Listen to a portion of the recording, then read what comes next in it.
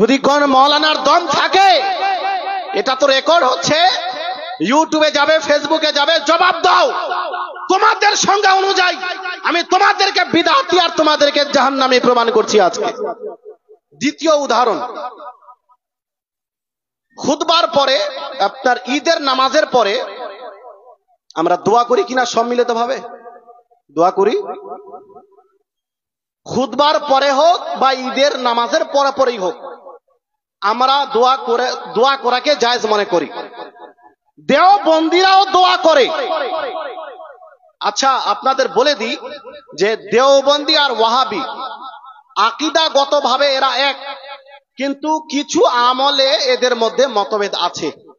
এজন্য এখন দেওবন্দীদের ব্যাপারে বলছি, এরপরে ওয়াহাবি যারা নিজেদের নাম রেখেছে আহলে হাদিস, ওদেরকে ওদের সংজ্ঞা অনুযায়ী বেদাতি প্রমাণ করবে।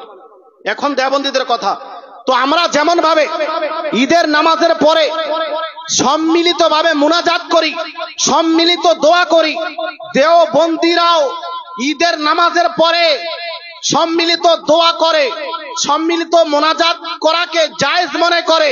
কিন্তু প্রশ্ন হলো, নবী পাক এবং সাহাবাই কেরাম ঈদের নামাজের পরে সম্মিলিতভাবে মুনাজাত করেছেন কিনা, এটা প্রমাণিত কিনা? কেন?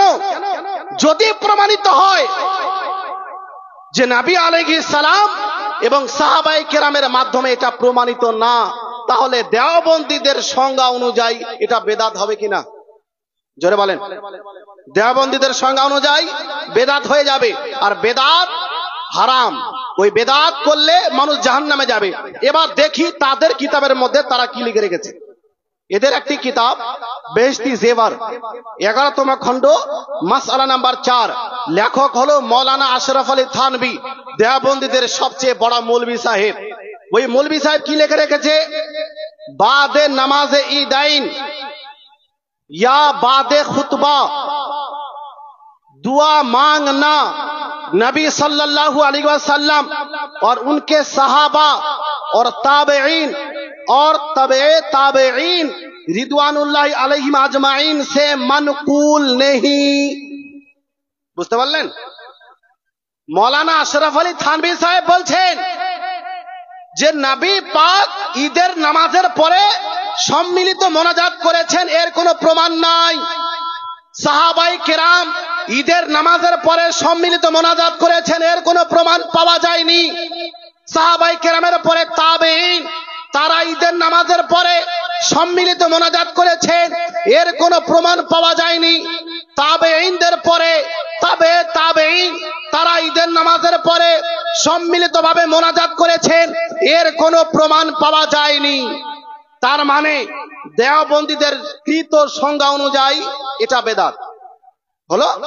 কিন্তু তারপরে কি লিখছে শোনেন, मगर चूंकि हर नमाज के बाद दुआ मांगना मसनून है, इसलिए बाद नमाज ईदाइन भी दुआ मांगना मसनून होगा। বলছে যে নবীর মাধ্যমে প্রমাণিত নয়, সাহাবীর মাধ্যমে প্রমাণিত নয়, কিন্তু দোয়া করা যেহেতু জায়েজ, এজন্য ঈদের নামাজের পরেও দোয়া করা জায়েজ। শুধু জায়েজ নয়, বরং সুন্নাত বলে দিল। কি বললো? সুন্নাত। অথচ নবী পাকের মাধ্যমে এই কাজ প্রমাণিত নয়, সাহাবায়ে কেরামের মাধ্যমেও এই কাজ প্রমাণিত নয়। আমি জিজ্ঞাসা করতে চাই দেওবন্দীদের, তোমরা তো সংজ্ঞা করো যেই কাজ নবী করেননি ওই কাজ করা বেদাত, যেই কাজ সাহাবায়ে কেরাম করেননি ওই কাজ করা বেদাত। নবী আলাইহিস সালামের মাধ্যমে ঈদের নামাজের পরে সম্মিলিত মোনাজাত প্রমাণিত নয়, সাহাবায়ে কেরামের মাধ্যমে ঈদের নামাজের পরে সম্মিলিত মোনাজাত প্রমাণিত নয়, এটা তোমরাই বলছো। তারপরেও আবার বলছো যে ঈদের নামাজের পরে দোয়া করা যায়। তার মানে তোমাদের সংজ্ঞা অনুযায়ী তোমরা নিজেই বিদআতি এবং জাহান্নামী।